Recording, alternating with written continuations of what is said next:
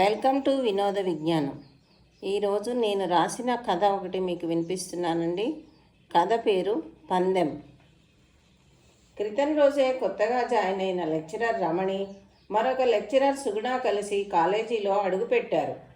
ఎదురుగా అమ్మాయిలందరూ హడావిడిగా తిరుగుతూ కనిపించారు. ప్రపంచంలోని రంగులన్నీ ఇక్కడే ఉన్నాయి అన్నట్టుగా అందరూ రంగురంగుల దుస్తులతో హడావిడిగా తిరుగుతున్నారు. ఏమిటి విశేషం? కాలేజీలో ఇంత హడావిడి కనిపిస్తుంది అని సుగుణని అడిగింది రమణి. మీకు తెలీదా? మరో 4 రోజుల్లో కాలేజీలో ఎన్నికలు జరగనున్నాయి. ఈ రోజు నుంచి ప్రచారం చేస్తున్నారు.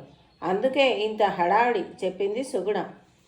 ఈ రోజుల్లో స్టూడెంట్స్కి రాజకీయాల మీద ఎంత శ్రద్ధో ఆ శ్రద్ధ చదువు మీద చూపించడం లేదండి అని అంది రమణి. మరే అవునండి అంటూ సమర్థించింది సుగుణ. ఇంతలో స్టాఫ్ రూమ్ రావడంతో ఎవరి రూమ్లోకి వాళ్ళు వెళ్ళిపోయారు. తను మొట్టమొదటిసారిగా తీసుకోవాల్సిన క్లాస్కి టైం అవడంతో బయలుదేరింది రమణి. క్లాస్లోకి అడుగుపెట్టిన రమణికి ఖాళీ క్లాసు వెక్కిరిస్తూ కనిపించింది.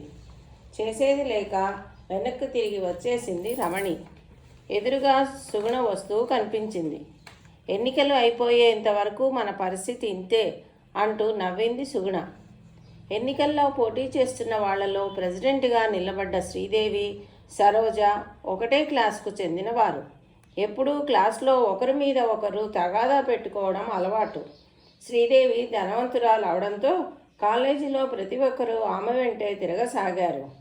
ఎన్నికల్లో నిల్చున్న స్టూడెంట్స్కి ఎవరికి వాళ్ళు తామే గెలవాలనే ఆశతో ప్రచారం చేసుకోసాగారు. శ్రీదేవి, సరోజలు కూడా ప్రతి ఒక్కరి దగ్గరకు వెళ్ళి తమకే ఓటు వేయాల్సిందని ప్రచారం చేసుకుంటున్నారు. శ్రీదేవి డబ్బు విచ్చలవిడిగా ఖర్చు పెడుతూ అందరినీ తన వెనకే తిప్పుకోసాగింది. ప్రచారం ముగింపు రోజున శ్రీదేవి, సరోజ ఒకరికొకరు ఎదురుపడ్డారు. చూశావా, నా వెనక ఎంత మెజార్టీ ఉందో, ఎన్నికల్లో నేనే గెలుస్తాను అంది వెక్కిరింపుగా శ్రీదేవి. డబ్బుతో ఓటు వేయించుకొని గెలవటం గొప్ప కాదు అంది ఉక్రోషంగా సరోజ. నేను గెలుస్తానని నీకెందుకు అసూయ? నీకు ధైర్యం ఉంటే నాతో పోటీగా నిలబడ్డావుగా, గెలిచి చూపించు నీ ప్రతాపం అంది కోపంగా శ్రీదేవి. ఎందుకంత కోపం? కావాలంటే చదువులో చూపించు నీ ప్రతాపం. బెదిరించి ఎన్నికవడం గొప్ప కాదు అన్నది సరోజ. దాంతో శ్రీదేవి కోపంగా, సరే ఈసారి కాలేజీ మొత్తానికి నేనే ఫస్ట్ వస్తాను, పందెం అన్నది. కాలేజీ ఫస్ట్ రావడం ఎన్నికల్లో గెలిచినంత తేలిక కాదు, సరే పందెం అంది సరోజ. ఇలా శ్రీదేవి, సరోజ తగాదాని అమ్మాయిలందరూ విస్తుపోయి చూస్తున్నారు. కొందరు సరోజ ఫస్ట్ వస్తుందంటే కొందరు శ్రీదేవి అంటూ మాట్లాడుకుంటున్నారు. కాలేజీలో ఎవరి నోట విన్నా శ్రీదేవి, సరోజల సవాల్ గురించే. కాలేజీ గోడల మీద కూడా ఈ పందెం గురించే రాశారు. ఈ విషయం కాలేజీ లెక్చరర్స్ దాకా వెళ్ళింది.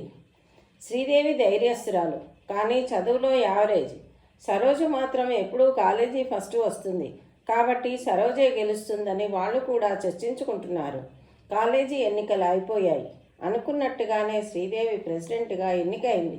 కాలేజీలో పార్టీ అయిపోగానే ఇంటికి వచ్చిన శ్రీదేవి మనస్సంతా చికాకుగా ఉంది. ఎన్నికల్లో గెలిచానన్న ఆనందం కన్నా సరోజతో చేసిన సవాలు గుర్తుకొచ్చి చికాకు అనిపించింది శ్రీదేవికి. సరోజ ఎప్పుడూ కాలేజీ ఫస్ట్ వస్తుంది. అలాంటి సరోజతో తాను అనవసరంగా పందెం కాశానా అనుకుంది శ్రీదేవి మనస్సులో. నో, తను ఓడిపోకూడదు. తను శ్రద్ధగా చదివి కాలేజీ ఫస్ట్ రావాలి. అప్పుడే తనకు మనశ్శాంతి అనుకుంటూ నిద్రలోకి జారిపోయింది శ్రీదేవి. తెల్లవారే లేచి పుస్తకాలు చూసుకుంటున్న శ్రీదేవిని చూసి వాళ్ళ అమ్మగారు ఆశ్చర్యపోయారు. ఆమె కూడా శ్రీదేవి, సరోజల పందెం గురించి విన్నది. తన కూతురు పందెం గురించి అయినా శ్రద్ధగా చదువుకోవడం మొదలు పెట్టడంతో ఆమె ఆనందించింది. శ్రీదేవి పుస్తకాలు ముందేసుకుని కూర్చుంది. కానీ ఒక్క పుస్తకం కూడా సరిగా లేదు. తన స్నేహితురాల్ని అడిగి పుస్తకాలు తెచ్చుకుందామని కాలేజీకి బయలుదేరింది శ్రీదేవి. ఎప్పుడూ క్లాస్కే రాని శ్రీదేవి క్లాస్కి రావడంతో, అందున మొదటి పీరియడ్కే రావడంతో అందరూ వింతగా చూశారు. ఆ రోజు నుంచి ప్రతి ఒక్క క్లాస్కి అటెండ్ అవుతూ తనకు కావలసిన పుస్తకాలను స్నేహితుల దగ్గర తీసుకుంటూ ఒక్క నిమిషం వృధా కాకుండా చదవసాగింది శ్రీదేవి. ఇంత కష్టపడి చదువుతున్న శ్రీదేవిని చూసేసరికి సరోజలో కంగారు మొదలైంది. తను వేసిన పందెం శ్రీదేవి ఇంత సీరియస్గా తీసుకుంటుందని అనుకోలేదు సరోజ. అయితే తను కూడా ఇంకా కష్టపడాలి అనుకుంది సరోజ. రోజులు వేగంగా గడిచిపోతున్నాయి. సిలబస్ మొత్తం పూర్తి అవడంతో లెక్చరర్ స్టూడెంట్స్కి పరీక్షలు పెట్టడానికి నిర్ణయించారు. ఇతరులకు ఏమో కానీ ఈ పరీక్షలు శ్రీదేవి సరోజలకు ముఖ్యమైనవి. ఈ పరీక్షలే రేపు తమ చివరి పరీక్షల్లో గెలవడానికి తొలిమెట్టు అనుకున్నారు ఇద్దరు. ఎలాగైతేనే పరీక్షలు రాసి కుదుటపడ్డారు ఇద్దరు.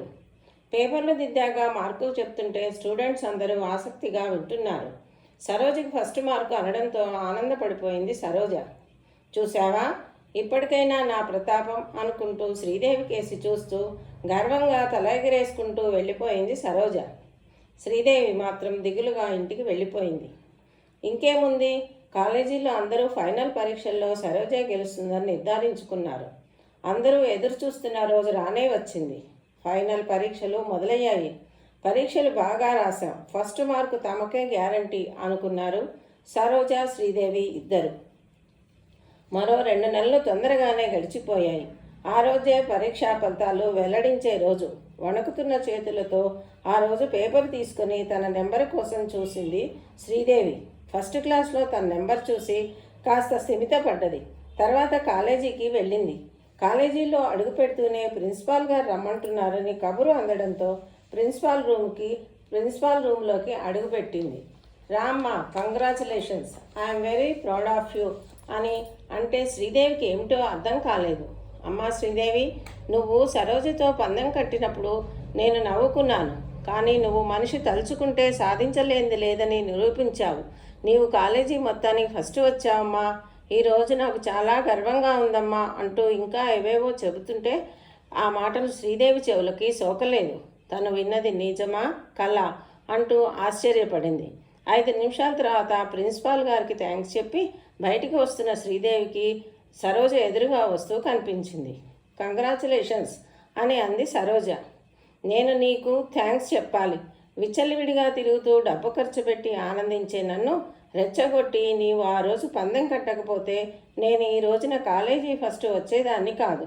నీకు మరోమారో ధన్యవాదాలు తెలుపుతున్నాను అంటున్న శ్రీదేవి మాటలకు సరోజ మనసు ఆనందంతో నిండిపోయింది. ఫ్రెండ్స్, ఇదండి నేను రాసిన కథ. మీకు నచ్చినట్టయితే కామెంట్ పెట్టండి, లైక్ చేయండి, షేర్ చేయండి. Thank you.